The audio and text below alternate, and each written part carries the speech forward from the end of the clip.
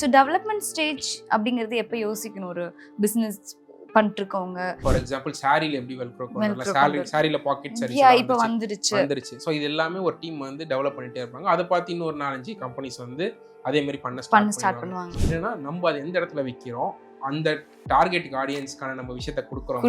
அங்க அவ்வளவு பாப்புலேஷன் இருக்காங்களா, பையிங் பாப்புலேஷன். ஆன்லைன்ல இருந்து நீங்க பெரிய மார்க்கெட்னால நல்ல ப்ராடக்ட் கொடுத்தானா we can easily capture market. But அதுலயும் என்னன்னா காஸ்ட் பர் ஒரு கஸ்டமர்னு இருக்கு. ஃபார் எக்ஸாம்பிள் அமேசான்ல ஒரு ப்ராடக்ட் சேல் பண்றீங்க, நீங்க டிஸ்கவுண்ட் கொடுக்கணும். அந்த ப்ராடக்ட்டை புஷ் பண்றதுக்கு நீங்க பெய்ட் ஆட் ரன் பண்ணணும். எல்லாரும் என்னன்னா இப்போ வந்து லக்ஸுரி கார்ல வரான், ஜாக்வார்ல வரான், பென்ஸ்ல வரான், BMW வரான்ட்டு. ஆனா அதுக்கு பின்னாடி ஒரு கஷ்டமான ஒரு ப்ராசஸ் இருக்கும். ஸோ டெவலப்மெண்ட் ஸ்டேஜ் அப்படிங்கிறது எப்போ யோசிக்கணும் ஒரு பிஸ்னஸ் பண்ணிருக்கவங்க? இப்போ வந்துட்டு நீங்க இதே மாதிரி நீங்க சொன்ன மாதிரி ராம்ராஜே நம்ம எக்ஸாம்பிளா எடுத்துக்கலாம். ஒரு நார்மல் தோத்தில இருந்தாங்க, வெல்க்ரோ கொண்டு வந்தாங்க. இப்போ பேக்கெட் ஓகே வேஷ்டி கட்டினா இப்போ பேக்கெட் வேணும், இப்போ பசங்க எங்க போயிட்டு ஃபோன் வைப்பாங்க, பர்ஸ் வைப்பாங்கன்றது யோசிச்சு வச்சதெல்லாம் ரொம்ப இன்னோவேட்டிவா இருந்தது. இப்போ யூஸ்ஃபுல்லாகவும் இருக்கு. ஸோ இப்போ ஒரு ப்ராடக்ட் நம்ம வந்துட்டு ரிலீஸ் பண்றோம், இல்லை வந்துட்டு நம்ம ப்ரமோட் பண்றோம் அப்படிங்கும் போது ஒரு அப்கிரேட் வந்துட்டு எப்போ அவங்க யோசிக்கணும், அது எந்த மாதிரி யோசிக்கணும்? எவ்ரி இயர் அவங்க வந்து இந்த ப்ராடக்ட் டெவலப்மெண்ட்டுக்கான ஒரு ரிசர்ச் அண்ட் டெவலப்மெண்ட் டீம் பெரிய கம்பெனிஸ் எப்பவுமே வச்சுட்டு இருப்பாங்க. மார்க்கெட்ல என்ன புது ட்ரெண்ட்ஸ் கிடைக்குது, அந்த ரிசர்ச் அண்ட் டெவலப் டீம் என்ன பண்ணுவாங்கன்னா எப்பவுமே அனலைஸ் பண்ணிட்டே இருப்பாங்க. வேற இதுல எப்படி இம்ப்ரூவ் பண்ணலாம், இதுல எப்படி இம்ப்ரூவ் பண்ணலாம், இதுல எப்படி இம்ப்ரூவ் பண்ணலாம். ஃபார் எக்ஸாம்பிள் சாரில எப்படி வெல்க்ரோ பண்ணலாம், சாரில பாக்கெட் சரி இப்போ வந்துருச்சு. ஸோ இது எல்லாமே ஒரு டீம் வந்து டெவலப் பண்ணிட்டே இருப்பாங்க. அதை பார்த்து இன்னொரு 4-5 கம்பெனிஸ் வந்து அதே மாதிரி பண்ண ஸ்டார்ட் பண்ணுவாங்க. பட் இது ஃபர்ஸ்ட் ஸ்டார்ட் பண்ணவங்க ரொம்ப பெரிய ரெகக்னிஷன் இருக்கும். எஸ், அதுதான். சில டைம்ல வந்து ஃபர்ஸ்ட் ஸ்டார்ட் பண்ணவங்க செகண்ட் ஸ்டார்ட் பண்ணவங்க இன்னும் சூப்பரா கிடைக்கும். ஏன்னா அவங்க வந்து அவங்க எங்கெங்கெல்லாம் ஃபிளாஸ் பண்ணிருக்காங்க அவங்க அனலைஸ் பண்ணி கரெக்டா இம்ப்ளிமெண்ட் பண்ணிடுவாங்க. ஸோ அதுதான் ப்ராடக்ட் டெவலப்மெண்ட் தான் ஃபர்ஸ்ட் ஸ்டேஜ். அதை கரெக்டாக நம்ம ரீச் பண்ணணும். இப்போ நாங்கள் வந்து லைக் க்ளோஸ் பண்ணிட்டோம். லைக் ஃபார் எக்ஸாம்பிள் சொல்கிறேன், பிரியாணி டேக் அவே கவுண்டர் வச்சிருக்கும் போது நாங்கள் பேக்கிங்கில் என்ன பண்ணோம்னா மேலே வந்து ஒரு இலையை வச்சு கொடுப்போம், கீழே மேலே இலையை வச்சு கொடுப்போம். அது ஒரு ஃபீல் குட் கொடுக்கும். அந்த பிளாஸ்டிக் பாக்ஸ்ல வந்து என்னன்னா ஃபர்ஸ்ட் நல்லா க்ளீன் பண்ணிட்டு அதுல வந்து கீழே ஒரு இலை வச்சிருவோம். அதுல பிரியாணி எல்லாம் போட்டதுக்கு அப்புறம் மேலே வந்து ஒரு இலையை வச்சு அதுக்கப்புறமா அந்த பாக்ஸை க்ளோஸ் மூடிடுவீங்க. ஆமா. ஸோ என்னன்னா அந்த இலை வந்து அவங்களுக்கு வந்து ஓகே இவங்க வந்து அந்த பிளாஸ்டிக் வந்து ப்ரொடெக்ட் பண்றதுக்கு ஒரு சின்ன இலையை வந்து மேலே வச்சிருக்காங்க. அதுவே சில கஸ்டமர்ஸ்லாம் ரொம்ப ஃபீட்பேக்காக ரொம்ப அப்ரிஷியேட் பண்ணாங்க. பட் அகெயின் என்னன்னா நம்ம அதை எந்த இடத்துல விற்கிறோம், அந்த டார்கெட் ஆடியன்ஸ்க்கான நம்ம விஷயத்த கொடுக்குறோம். அங்க அவ்வளவு பாப்புலேஷன் இருக்காங்களா, பையிங் பாப்புலேஷன். இப்போ நாங்க வச்சிருந்த ஒரு சின்ன சிட்டில வச்சிருந்தோம். ஸோ அங்க வந்து பையிங் பாப்புலேஷன் ரொம்ப கம்மி அண்ட் டெய்லி வெளியில போய் சாப்பிட்ற பாப்புலேஷன் ரொம்ப கம்மி. அண்ட் அது வந்து ஒரு ட்ரெடிஷனல் சிட்டி. அங்க இருக்க லோக்கல் பிரான்ச் தான் புது பிரான்ச்சோட பழைய பிரான்ச்சுக்கு தான் ரொம்ப இம்பார்ட்டன்ஸ் கொடுப்பாங்க. ஸோ இந்த மாதிரியும் இருக்கு. சில பிசினஸ் ஆரம்பிக்கும் போது பார்த்து ஆரம்பிக்கணும். ஏரியா ரொம்ப முக்கியம். அதுதான் எந்த லொகேஷன்ல ஆரம்பிக்கிறோன்ட்டு. அதே மாதிரி இப்போ லார்ஜ் பாப்புலேஷன் சிட்டியில் வந்து ஆரம்பிக்கிறது வந்து it's always a better option for food industry and any fashion industry. So maximum நம்ம லார்ஜ் பாப்புலேஷன் இருக்கும்போது நிறைய பேர் இருப்பாங்க. இப்போ சென்னையிலே 1 கோடி பேர் இருக்குன்னு சொல்கிறாங்க.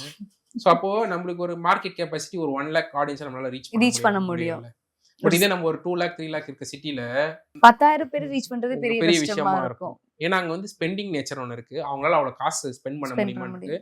அங்கே சேலரியோடைய குவாலிட்டி எவ்வளோ சேலரி வாங்குறாங்க மாதம்னு இருக்குது. இப்போ மெட்ரோ சிட்டிஸ்லாம் நிறைய பேர் ஐடி கம்பெனியில் ஒர்க் பண்ணுறாங்க, கவர்மெண்ட் ஜாப்ஸ் இருப்பாங்க. அண்ட் எல்லா ஊர்லேயும் கவர்மெண்ட் ஜாப்ஸ் இருப்பாங்க. பட் இங்கே வந்து கொஞ்சம் ஹையர் ஆஃபீஷியல்ஸாக இருப்பாங்க. நிறைய விஷயங்கள் இருக்குது. அதுக்கப்புறம் ப்ரைவேட் செக்டர்ஸ்லையும் நல்ல வெல் பேடாக இருப்பாங்க. ஸோ இந்த மாதிரி இங்கே சிட்டியில் வந்து ஸ்பெண்டிங் நேச்சர் வேறு, கல்ச்சர் வேறு, ஸ்பெண்டிங் கல்ச்சர் அதிகமாக இருக்கும். சில ஊர்ல இன்னும் ஸ்விக்கி ஜொமேட்டோ இருந்தாலும் ஆர்டர் பண்ண மாட்டாங்க. நம்ம ஈஸியா ஆர்டர் பண்ணிடுறோம். ஃபார் எக்ஸாம்பிள் பெங்களூர்ல பாத்தீங்கன்னா இன்னும் நம்மளோட ஸ்பெண்டிங் நேச்சர் அதிகம். பாம்பே போனீங்கன்னா இன்னும் ஸ்பெண்டிங் நேச்சர் அதிகம்.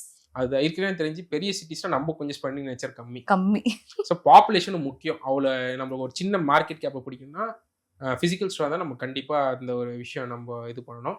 ஆன்லைன்ல இருந்து நீங்க பெரிய மார்க்கெட்னால நல்ல ப்ராடக்ட் கொடுத்தானா we can easily capture market. But அதுலயும் என்னன்னா காஸ்ட் பர் ஒரு கஸ்டமர்னு இருக்கு. ஃபார் எக்ஸாம்பிள் அமேசான்ல ஒரு ப்ராடக்ட் சேல் பண்றீங்க, நீங்க டிஸ்கவுண்ட் கொடுக்கணும். அந்த ப்ராடக்ட்டை புஷ் பண்றதுக்கு நீங்க பெய்ட் ஆட் ரன் பண்ணணும். அமேசான்ல வந்து ஒருத்தர் வந்து டக்குன்னு போட்டு அவங்க சேல் பண்றாங்கன்னா அது இட்ஸ் நாட் ஈஸி ஜாப். அந்த பெய்ட் கேம்பெயின் பண்ணணும். பெய்ட் கேம்பெயின் நம்ம நினைக்கிற மாதிரி ஒரு 50 ரூபாயில பண்ணிட முடியாது. சில நேரத்துல சில ப்ராடக்ட்ஸ்க்குலாம் 400 to 500 rupees ஒரு இதுக்கு வைக்கணும். ஓகே. சம்டைம்ஸ் சில பிராண்ட்ஸ் எல்லாம் ஃபர்ஸ்ட் இனிஷியல் ஸ்டேஜஸ்ல வந்து பரவாயில்ல நம்ம ப்ரமோஷன் பண்ணிக்கலாம். First will make them regular buyer. இப்போ இன்னைக்கு வாங்கிட்டேன்னா அடுத்த வருஷம் 10 வருஷத்துக்கு நம்ம கஸ்டமர். சில கம்பெனிஸ்லாம் காஸ்ட் பர் ஒரு கஸ்டமருக்கு 500 ரூபாய் ஸ்பெண்ட் பண்ணுவாங்க, 2000 ரூபாய் ஸ்பெண்ட் பண்ணுவாங்க. ஆனா அவங்க என்னன்னா இந்த கஸ்டமர் ஒன்ஸ் உள்ள வந்துட்டானா அவன் 10 இயர்ஸ்க்கு என்னுடைய கஸ்டமர் அப்படின்னு சொல்லி ஃபிக்ஸ் பண்ணிடுவாங்க. அப்படின்னு ஃபிக்ஸ் பண்ணிப்பாங்க. இந்த மாதிரி நிறைய விஷயங்கள் இருக்கு. நிறைய பேர் பிஸ்னஸ் வந்து நம்ம ஈஸியாக பண்ணிடலாம் அப்படின்னு நினச்சிட்டு இருக்காங்க. இந்த அமேசானில் டக்கு நம்ம ப்ராடக்ட் போட்டலாம் நம்ம பெரிய ஆள் இல்லை. ஆனால் அதுக்கு பின்னாடி எவ்வளோ பிரச்சனைகள். ஈவன் ஸ்விக்கி ஜொமேட்டோல கூட நம்ம ப்ராடக்ட்டை புஷ் பண்ணால் we have to do a basic promotion, discounts, அதுதான் ஆஃபர்ஸ் எல்லாம் நம்ம கொடுக்கணும். இந்த ஆஃபர்ஸ் எல்லாம் கொடுத்துட்டு அந்த ரெஸ்டாரண்ட் ஓனர் வந்து கடைசியில் அந்த பில்லு பார்க்கும்போது ஸ்விக்கிக்காரனுக்கு எவ்வளோ பேலன்ஸ் நம்ம செட்டில் பண்ணணும்னு இருக்கும் ரெஸ்டாரண்ட்காரன். இந்த மாதிரி டிஃபிகல்ட்லாம் இன்னும் நிறைய ரெஸ்டாரண்ட் ஓனர்ஸ் ஃபேஸ் பண்றாங்க. ஆமா, ஏன்னா கிளவுட் கிச்சன் ஆரம்பிக்கிறாங்க. அந்த கால்குலேஷன்ஸ் இருக்கு, நிறைய விஷயங்கள் இருக்கு. பிசினஸ் வந்து இன்னைக்கு வந்து முதல்ல பிசினஸ் பண்ணி ஈஸியா ஜெயிச்சிடலாம். இன்னைக்கு வந்து பிசினஸ் காம்படிஷன் இஸ் ஹெவி எல்லா ஃபீல்ட்லயும் இருக்கு. பட் சக்சஸ் ரேஷியோ ரொம்ப ரொம்ப கம்மி. அதான் we can say 1 to 5% அந்த மாதிரி தான் இருக்கு. அத்தனை பேர் ஆரம்பிக்கிறாங்க, அத்தனை பேர் வந்து சஸ்டெயின் ஆக மாட்டேங்குது. இன்னைக்கு பிசினஸ் என்னன்னா you have to sustain. Okay, நீங்க சஸ்டெயின் ஆனாதான் உங்களால வந்து ஒரு 5 வருஷம் சஸ்டெயின் ஆயிட்டீங்கன்னா நீங்க யாருன்னு தெரிஞ்சிடும். ஓரளவுக்கு நல்ல பிரேக் ஈவன் நடக்கும். அடுத்த ஒரு 10 வருஷம் சஸ்டெயின் ஆயிட்டீங்கன்னா நீங்க தான் ராஜா. அந்த 10 வருஷம் சஸ்டெயினிங் பீரியட் 5 to 10 years அவன் கஷ்டப்பட்டு உதப்பட்டு. நம்ம சூர்யா சார் படத்துல அந்த ஏர் டெக்கான் வச்சு எடுத்திருப்பாங்களே, சூரரை போற்று, அந்த படத்துல பாத்தீங்கன்னா அது 3 years சொல்லி முடிச்சிட்டாங்க. பட் அது எத்தனை வருஷம் ப்ராசஸ் அவருக்கு. ஆமா, நீங்க அந்த விக்கிபீடியால பாத்தீங்கன்னா அது தெரியும் எவ்வளவு பெரிய ப்ராசஸ். அண்ட் அதுக்கப்புறம் நம்ம சஸ்டெயின் ஆகி வந்தாலும் அந்த படத்துல வந்து அந்த படத்தை வந்து சக்சஸ் ஆகி அவங்க ஃபிளைட் விட்டாங்கன்னு தெரியும். What happen to air Deccan, அது நீங்க போய் பாருங்க. இப்போ what happen to air Deccan, அதுவே ஒரு ஸ்டோரி மாதிரி இருக்கும். ஸோ அது ஏன் அது வந்து அவங்களால பெரிய லெவல் இன்னும் ஆப்ரேட் பண்ண முடியல, அது எங்க போச்சு அந்த ஏர் டெக்கான் கம்பெனி, அதுதான். ஸோ இது எல்லாருமே என்னன்னா அந்த படத்தை மோட்டிவேஷன் வச்சு நிறைய பேர் பிசினஸ் ஆரம்பிக்கிறாங்க. அதுக்கப்புறம் என்ன ஆச்சுன்னா அந்த ஸ்டோரியை வந்து போய் பார்த்தா தெரியும் அவங்களுக்கு.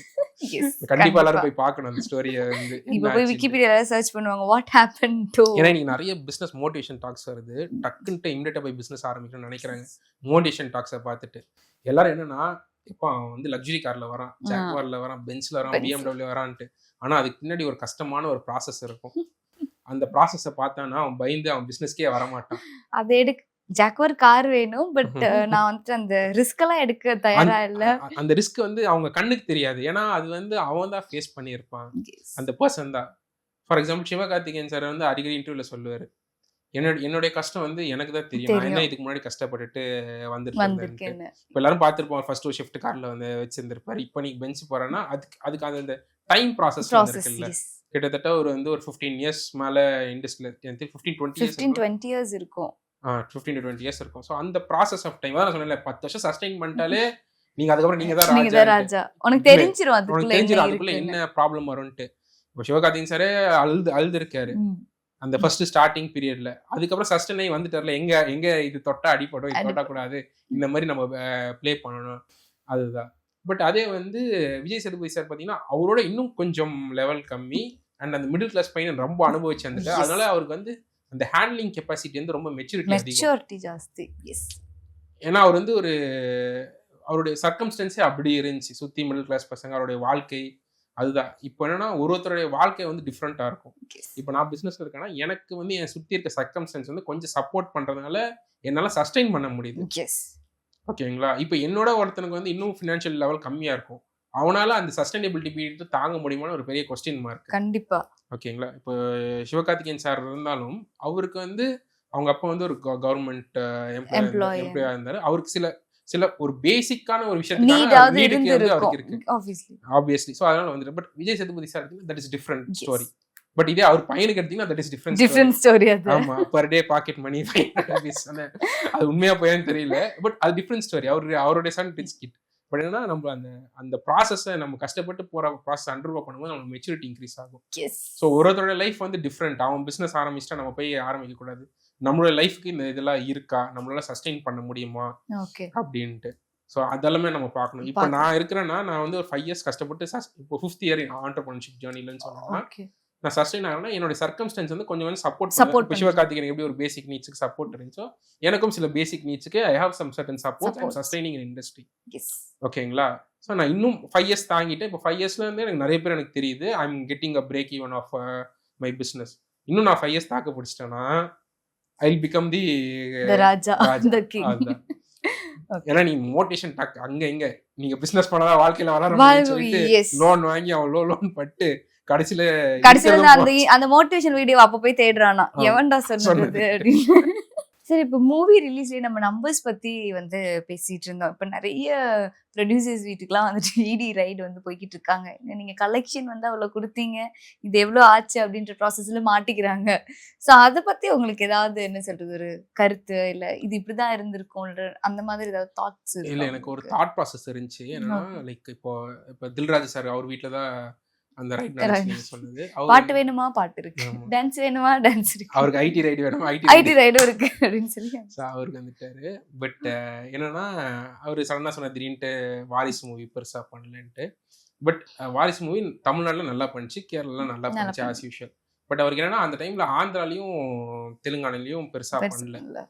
ஸோ மேபி அவர் சொன்ன அந்த நம்பர்ஸ் வந்து இப்போ ரிலீவ் பண்ணியிருக்காரு அந்த அளவுக்கு போலன்ட்டு மேபி உண்மையா இருக்கலாம். ஏன்னா நீங்க பாத்தீங்கன்னா விஜய் சார் பாத்தீங்கன்னா தெலுங்குல ஹிட் ஆன படமே ரொம்ப கம்மி தான். கம்மி. நண்பன், துப்பாக்கி துப்பாக்கி. இது ரெண்டும் பெரிய ஹிட் ஆச்சு. அதுக்கப்புறம் பிகில் அந்த டைம்ல நல்லா போச்சு. அந்த டைம்ல எந்த ஒரு பெரிய ரிலீசஸும் இல்ல. இல்ல. பிகிலும் கைதியும் நல்லா போச்சு. ரெண்டு போச்சு. படமும் நல்லா பண்ணுச்சு தெலுங்குல. அதுக்கப்புறம் மாஸ்டர் படம் பெரிய நல்ல ஹிட். ஹிட்.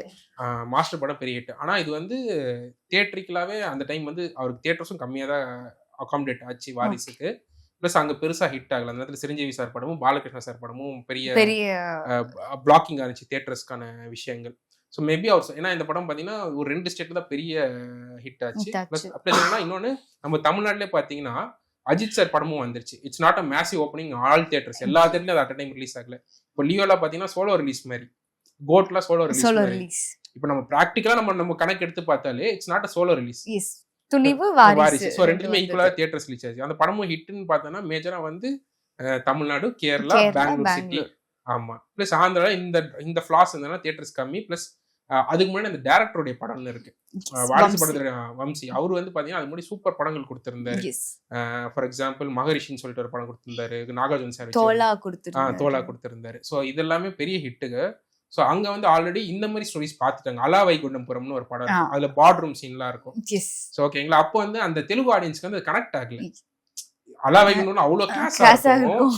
அதுதான் இவர் வந்து வம்சி ட்ரை பண்ணாரு. பட் அந்த அளவுக்கு அந்த மீட்டிங் ரூம் சீன்ஸ் வந்து இல்ல. சோ அதனால தெலுங்கு ஆடியன்ஸ்க்கு அதுவே ஒரு ஏன்னா அந்த மாதிரி படங்கள் அவங்க பார்த்துட்டாங்க. சோ அவங்களுக்கு இது புதுசா கனெக்ட் ஆகல. பிளஸ் நார்த்லயும் அந்த படம் வந்து பெருசா இது கிடையாது. அதுதான். சோ அதனால மேபி அவர் சொன்ன ஃபேக்ட் இப்போ ரிலீவ் பண்ணிருக்கிற ஃபேக்ட் ப்ராக்டிக்கலா நம்ம கால்குலேட்டிவா நம்ம பார்த்தோம்னா இங்க துணிவும் இதுவும் ஈக்குவல் தியேட்டர்ஸ் வந்துருச்சு. மற்ற எல்லா ஊர்லயுமே ஈக்குவலா தான் ரிலீஸ் ஆயிருக்கும். அங்க ஆந்திரால வந்து இது ஆல்ரெடி அவங்களுக்கு பெருசா கனெக்ட் ஆகல. தியேட்டர்ஸும் அவங்க கம்மியா இருந்துச்சு. பிளஸ் ஓவர்சீஸ் ரிலீஸ் அவருடைய மெயின் எல்லாம் பார்த்தீங்கன்னா பாதி டிவைட் தான் ரிலீஸ் ஆச்சு. So maybe that fact is ட்ரூவா கூட இருக்கலாம். பட் அவர் மாட்டினது என்ன கேம் சேஞ்சர் படத்துக்கு தான் அந்த தேவையில்லாம ஏன்னா தியேட்டருக்கு நான் ஃபர்ஸ்ட் டே வந்து புக்கிங் கூட போடல நான். ஆக்சுவலி தெலுங்கு மூவில பாத்தீங்கன்னா ஃபர்ஸ்ட் 3 days பாத்தீங்கன்னா தெலுங்கு வெர்ஷன்ல எங்க ஹவுஸ்ஃபுல்லா இருக்கும் சென்னை சிட்டில. புஷ்பா படம்லாம் எனக்கு டிக்கெட்டே கிடைக்கல. எனக்கு ஃபர்ஸ்ட் டே வந்து தெலுங்கு வெர்ஷன்லயே கிடைக்கல. பட் இந்த கேம் சேஞ்சர் தெலுங்கு வெர்ஷன்லயே வந்து 50% ஆக்குபென்சில தான் இருந்துச்சு. நான் வந்து எப்படி அந்த மூவியை பார்த்தேன்னா கேம் சேஞ்சர் எனக்கு பார்க்க இன்ட்ரெஸ்டே இல்லை. திடீர்னு ஜிஎஸ்டி ரோட் ஃபுல்லா ஜாம் ஆயிடுச்சு. நான் மெட்ரோல இறங்கி சரி ரோடு காலி ஆகுற வரைக்கும் நம்ம எங்கேயாவது இருக்கணுமேன்னு சொல்லிட்டு ஏர்போர்ட் இருக்கணும்னு நினைச்சு கேம் சேஞ்சருக்கு on spot first day night show ticket வாங்கி அப்படியே பார்த்தேன். தியேட்டர் கூட ஃபுல் ஆகல. 50% ஆக்குபென்சி தான். பட் இதே புஷ்பா வந்து டிஃப்ரெண்ட் கேம் ஸ்டோரி. தியேட்டர் ஃபுல்லாவே ஆக்குபைடு ஃபுல்லா அந்த 3 daysக்கு. ஸோ அதுதான் நம்ம அந்த கலெக்ஷன்ஸும் கரெக்டா சொல்லணும். இல்லாட்டி அது வந்து நம்மளுக்கு ட்ரால் மெட்டீரியல் ஆயிடும். கண்டிப்பா. சோ இப்போ நீங்க சொன்னீங்க தியேட்டர்ஸ் வந்து இப்போ பாத்தீங்கன்னா வந்துட்டு இப்போ பெரிய படங்களுக்கு தான் வந்துட்டு நிறைய தியேட்டர்ஸ் கொடுக்குறாங்க. இப்போ சின்ன படங்களுமே நல்ல படங்கள் வந்தாலும் தியேட்டர்ஸ் கொடுக்க மாட்டேன்றாங்க. இப்போ வேர்ட் ஆஃப் மவுத்ல வந்துட்டு அந்த படம் நல்லா இருக்கு அப்படின்னு சொல்லி சொன்னாதான் அதுக்கப்புறம் தியேட்டர்ஸ் வந்துட்டு இன்க்ரீஸ் பண்றாங்க. ஸோ இது வந்துட்டு பேக் இன் தோஸ் டேஸ் இப்போ 90sலயே நீங்க எடுத்துக்கிட்டீங்கன்னா அந்த மாதிரி வந்துட்டு இருந்தது இல்லை எனக்கு தெரிஞ்சு நான் கேள்விப்பட்ட வரையும். ஸோ இப்போ இந்த மாதிரி சேஞ்ச் ஆயிருக்கிறது பத்தி நீங்க என்ன நினைக்கிறீங்க? இந்த மாதிரி சேஞ்ச் ஆகுது ரீசன் என்னன்னா நம்ம சின்ன வயசுல இருக்கும் போதெல்லாம் 90sல ஏரியாவுக்கு ஒரு தியேட்டர் இருக்கும். அப்போ வந்து பாத்தீங்கன்னா சிட்டியோட லிமிட்டே ரொம்ப சின்னது. சென்னை சிட்டி. அப்போ ரோஹினி தியேட்டர் தான் மாயாஜால். சின்ன வயசுலலாம் எனக்கு தெரிஞ்சு ரோஹினி தியேட்டர் தான் சிட்டி அவுட்டர் தியேட்டர். ரோஹினி தான் மாயாஜால் மாதிரி ஒரு தியேட்டர். ஸோ அப்போ மவுண்ட் ரோட்ல வந்து ஏதாவது ஒரு தியேட்டர்ல தான் ஒரு படம் ரிலீஸ் ஆகும். இப்போ ரஜினி சார் பெரிய ஹீரோஸ் படம்னா 2 தியேட்டர் கொடுப்பாங்க. ஸோ மோஸ்ட்லி பார்த்தீங்கன்னா ரஜினி சார் படம்லாம் எனக்கு நினைவு தெரிஞ்சு நான் பிறந்த 90s டைம்ல சின்ன வயசுல இருக்கும்போது ஆல்பர்ட் தியேட்டர்ல நிறைய படங்கள் ரிலீஸ் ஆகும். ஸோ அதுக்கப்புறமா இந்த சைடு வந்தோன்னா சங்கம் தியேட்டருக்கு ஈகா இருக்கு. அதுக்கப்புறம் அபிராமி தியேட்டர்னு ஒன்று இருந்துச்சு. ஓகேங்களா. ஸோ இந்த 3 தியேட்டர்ல ஏதாவது ஒரு தியேட்டர், மோஸ்ட்லி ரஜினி சார் படம்னா அபிராமி தியேட்டர்ல ரிலீஸ் theatre ஆகும். release ஆகும். ஸோ ஒரு ஏரியாவுக்கு ஒரு தியேட்டர் தான். அப்போ வந்து எவ்வளோ பெரிய ஸ்டாரா இருந்தாலும் அவங்களுக்கு தியேட்டர் வந்து ஈக்குவலா ஷேர் ஆகி ரிலீஸ் ஆகும். ஓகே. இது வந்து நீங்க ஃபார் எக்ஸாம்பிள் நான் இன்னொரு எக்ஸாம்பிள் சொல்றேன். 3 படம் தொடர்ந்து ரிலீஸ் ஆச்சு. For example Chennai Mumbai express, Mumbai express, Chandramukhi, Sachin. Okay. ஓகேங்களா. இந்த 3 படம் நான் சென்னை சிட்டி வைஸே நான் உங்களுக்கு தியேட்டர் சொல்றேன். ஃபார் எக்ஸாம்பிள் சச்சின் படம் வந்து ஆல்பர்ட் தியேட்டர்ல ரிலீஸ் ஆச்சுன்னு நினைக்கிறேன். யூஸ்வலா ரஜினி சார் வந்து அவருக்கு படம் வந்து ஆல்பர்ட் தியேட்டர் ரிலீஸ் ஆகும். அது வந்து சிவாஜி ப்ரொடக்ஷனால அவங்க சாந்தி தியேட்டர்னு ஒன்று இருந்துச்சு. அதனால சாந்தி தியேட்டர்ல ரிலீஸ் ஆச்சு, சத்யம் தியேட்டர்ல ரிலீஸ் ஆச்சு. மும்பை எக்ஸ்பிரஸ் வந்து ஐ திங்க் தேவின்னு நினைக்கிறேன், தேவியோ உட்லண்ட்ஸ், எனக்கு சரியா ஞாபகம் இல்லை. ஸோ இந்த மாதிரி அந்த ஏரியாலையும் எல்லா ஹீரோஸ்க்கும் ஈக்குவலா டிவைட் ஆயிடுச்சு. இப்போ இந்த சைடு வந்தானா உதயம்ல வந்து சந்திரமுகி போட்டிருந்தாங்க, and Mumbai express I think காசின்னு நினைக்கிறேன், எனக்கு சரியா தெரியல. கமலால வந்து சச்சின் நினைக்கிறேன். ஆமா. ஸோ அதே மாதிரி புருஷவாக்கம் சைடு கீழ்பாக் சைடு போனோம்னா ஈகா தியேட்டர் மும்பை எக்ஸ்பிரஸ், சங்கம்ல சச்சின், அண்ட் சந்திரமுகி வந்து அபிராமி இல்ல. ஸோ அப்போ வந்து பெரிய ஸ்டார்ஸ்க்கும் ஈக்குவலா தியேட்டர் கிடைச்சிட்டு இருந்துச்சு, சின்ன ஸ்டார்ஸ்க்கும் பட்டிங் ஸ்டார்ஸ்க்கும் ஈக்குவலா தியேட்டர் கிடைச்சிட்டு இருந்துச்சு. ஸோ இது எப்போ இது பிரேக் ஆச்சுன்னா சிவாஜி படம் வந்துச்சு. ஓகே. ஸோ சிவாஜி படம் வரும்போது இவர் டிஸ்ட்ரிபியூஷன் வாங்கி இந்த Chennai city Abirami theatre owner வாங்கியிருந்தார். அப்போ வந்து என்னன்னா இந்த ஏரியா வைஸ்ல வந்து ஒரு ஏரியாக்கே நம்ம 2 தியேட்டரா கொடுக்க கூடாது கான்செப்ட் கொண்டு வந்தார். அப்போ வந்து ஏன்னா அவர் வந்து ஒரு பெரிய தொகை கொடுத்து வாங்கிட்டாரு. அந்த கலெக்ஷனை மீட் பண்ணணும்னா நிறைய தியேட்டர்ஸ் கொடுத்தாதான் முடியும். ஆமா, அதுதான். புருஷவாக்கம் ஏரியா மட்டும் அவர் எந்த தியேட்டரும் கொடுக்காம அவரே வச்சுக்கிட்டாரு. ஏன்னா அது ஓன் ரிலீஸ் ஆகுதா. பட் மத்த ஏரியால 2 பிரிண்ட் எல்லாம் கொடுத்துட்டாரு. ஆமா, ஒரு ஏரியாக்கும். ஸோ அதுதான் அப்போ வந்து ஸோ அப்படிதான் அது வந்து இன்க்ரீஸ் ஆச்சு. ஸோ இது இன்க்ரீஸ் ஆக தான் நம்மளுடைய கலெக்ஷன் வந்து ரொம்ப அதிகமாச்சு. ஓகே. ஸோ இது சிவாஜி படத்துல ஸ்டார்ட் ஆச்சு. அதுக்கப்புறம் பாத்தீங்கன்னா ஒரே படத்துக்குள்ளே போய் எல்லா பணமும் டம்ப் ஆகுற மாதிரி இருக்கும்ல. ஆமா, அது டம்ப் ஆகுற மாதிரி இருக்கும். அதனால பெரிய கலெக்ஷன்ஸ் வருது. இப்போ விஜய் சார் படம் வந்து எல்லாமே விஜய் சார் கூட வந்து அஜித் சார் படமும் ரஜினி சார் படம் வந்தா தியேட்டர் ஈக்குவலா டிவைட் ஆகும். இல்லாட்டி ஒரு சின்ன ஸ்டார் வந்தாங்கன்னா அவங்களுக்கு ஒரு 2 ஸ்கிரீனோ ஒரு ஸ்கிரீன் அப்படிதான் கொடுப்பாங்க. இது பிரேக் த்ரூ பண்ணது வந்து இவர் அபிராமி ராமநாதன் சார் தான் பிரேக் பண்ணாரு. அதுல ஒரு நல்லதும் இருக்கு, கெட்டதும் இருக்கு. ஏன்னா ஒரு பெரிய லெவல்ல பட்ஜெட் எடுக்கும் போது அந்த ரிக்வயரி ஆன அமௌண்ட் வந்து சீக்கிரமா எடுத்துடலாம் அந்த 3 டேஸ்ல. இப்போ வந்து நீங்க வந்து மவுண்ட் ரோட்ல வந்து அப்போ 2 ஸ்கிரீன்ல இப்போ கில்லி படமே பாத்தீங்கன்னா தேவி தியேட்டர்ல மட்டும் தான் ரிலீஸ் ஆச்சு மவுண்ட் ரோட் ஏரியால. அண்ட் அதே வந்து சங்கம்ல ரிலீஸ் ஆச்சு. அப்போ வந்து அவர் ஏஎம் ரத்னம் சார் மூவிஸ் எல்லாம் ஒரு சர்டன் தியேட்டர்ஸ் தான். தேவி, சங்கம், உதயம், அகஸ்தியான ஒரு தியேட்டர் இருந்துச்சு. இப்போ இதாயிடுச்சு. ஸோ இந்த மாதிரி தான் ரோஹிணி வந்து ஸ்டாண்டர்ட். ஏன்னா சிட்டி அவுட்டர் தியேட்டர் அந்த டைம்ல. இப்போ நம்ம ஒரு சிட்டின்னு சொல்லிட்டு இருக்கோம் கோயம்பேடு. இப்போ வந்து செங்கல்பட்டு வரைக்கும் சென்னை தான். அதுதான். ஸோ 90s பீரியட் திருப்பூர் வரையுமே சென்னை தான் சொல்றாங்க தெரியுமா. ஒண்டர்லா வந்து செங்கல்பட்டு மாவட்டம் தானே, புது ஒண்டர்லா வருது. ஸோ அதுதான். ஸோ அந்த மாதிரி தான். பட் அதே இப்போ கில்லி ரிலீஸ் ஆச்சு. இப்போ மவுண்ட் ரோட்ல இருக்க இப்போ சென்னையில இருக்க எல்லா தியேட்டர்லயும் ரிலீஸ் பண்ணிட்டாங்க. அதுதான். பிளஸ் என்னன்னா அந்த quick time of requiring amount. ஆமா, ஏன்னா அவ்வளவு பெரிய பட்ஜெட் அமௌண்ட் போடுறாங்க. அண்ட் அது வந்து நல்ல ஸ்ட்ராட்டஜிக்கல் பிளான் அவர் அந்த டைம்ல பண்ணது. அது ஒரு பேஸா போட்டாரு, ஒரு விதையா போட்டாரு. இன்னைக்கு அது பெருசா வளர்ந்துருக்கு. பட் என்னன்னா அவங்க ப்ரொடியூசர் கவுன்சில் அவங்க பேசி அவங்க அதை இது பண்ணணும். ஆமா, அது நம்ம இன்டர்ஃபியர் பண்ண முடியாது. நம்ம ஜஸ்ட் சஜஷன்ஸ் தான் கொடுக்க முடியும். It's opinion on different